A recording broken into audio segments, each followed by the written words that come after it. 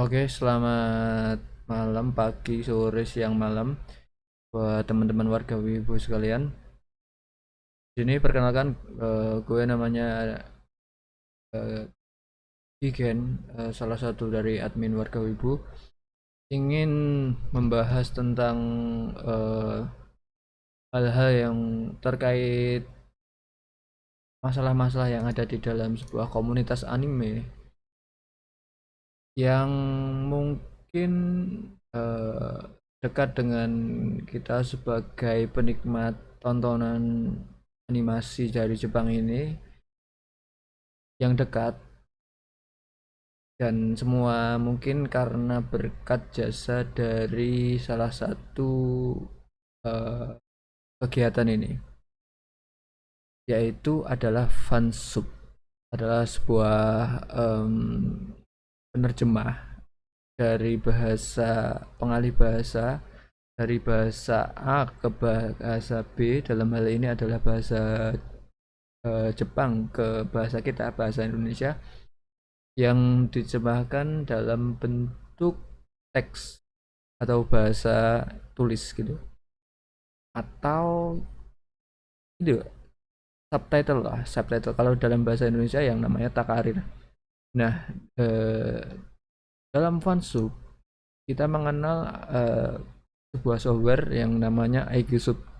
Nah, kalau orang-orang eh, misalnya editing video ya pakai Adobe Premiere atau editing software editing lainnya. Nah, kalau di Fansub dalam membuat atau mengedit sebuah teks ini kita membutuhkan software yang namanya Aigisub.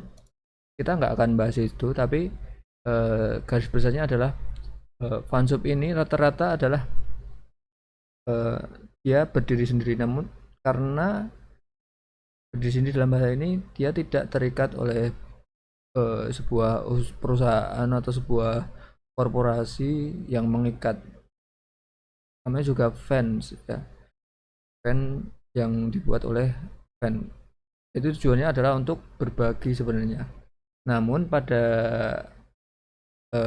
waktu-waktu sekarang, perkembangan teknologi, hal ini semakin banyaknya penonton, semakin banyak orang yang menonton anime, ini fansub ini kadang menjadi sebuah, apa ya namanya, dimanfaatkan oleh seseorang untuk menghasilkan uang, yaitu dengan views atau orang yang menonton anime dari eh, harapan dari fansub ini di ada orang yang membuat kanal tertentu, lalu kanal ini ditonton oleh banyak orang, dan dari kanal ini bisa menghasilkan uang, atau mungkin dalam istilah orang pada umumnya adsense lah ya istilahnya itu.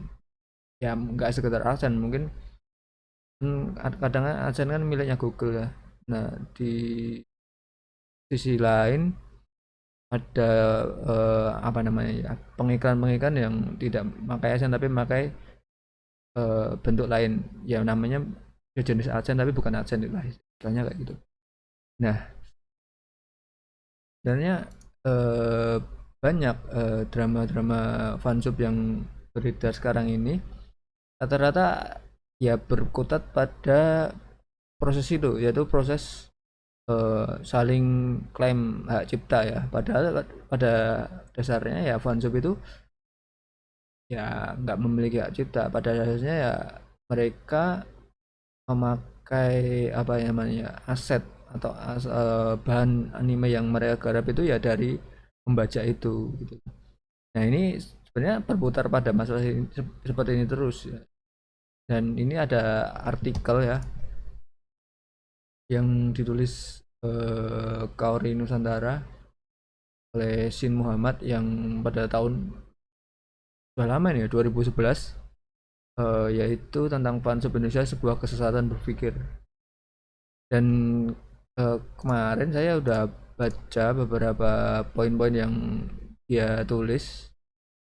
Sebenarnya ya gimana ya, agak nggak rumit-rumit amat sebenarnya, cuman ya klaim anda yang namanya duit ini ya menjadi hal yang cukup sensitif, dan sering dianggap oleh orang-orang tuh sebuah dosa yang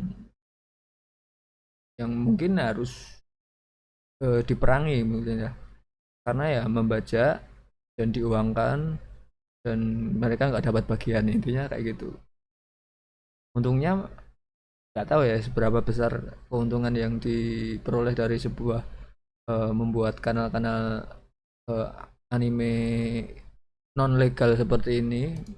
Apa ya contohnya ya, mungkin kita bisa lihat eh, anime streaming Indonesia eh, dari berbagai macam ya, dari Indozone, CNN, eh, anime sub Indo. Nah ini nonton anime.id mungkin ya.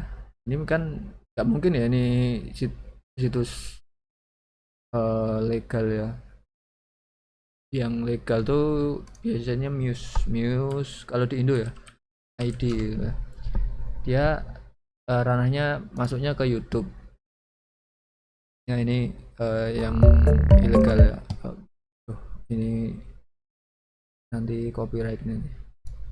Nah ini dia pinternya nggak ini nggak pinter tapi memanfaatkan momen orang-orang yang kemudahan akses dalam mengakses YouTube. Tapi kekurangannya ya koleksi anime yang masih terbatas ya. Mungkin anime-anime yang mungkin populer banyak tonton ya mungkin akan masuk kedepannya di sini. Nah, kembali ke fansub tadi, biasanya drama-drama seperti ini banyak ada di kanal di jaringan sosial media YouTube, ya, Facebook ya, dan sering hanya di timeline gitu. Ya gimana ya? Ya memang memang dramanya berkutat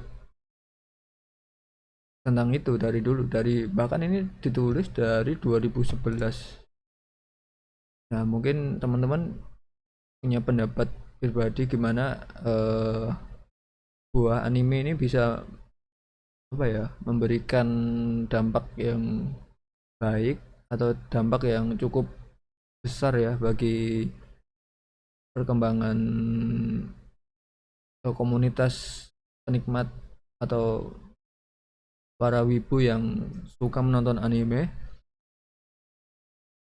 Mungkin gimana nih, siapa yang baiknya kita menonton bebas suka-suka kita atau memang kita harus mendukung salah satu pihak gitu.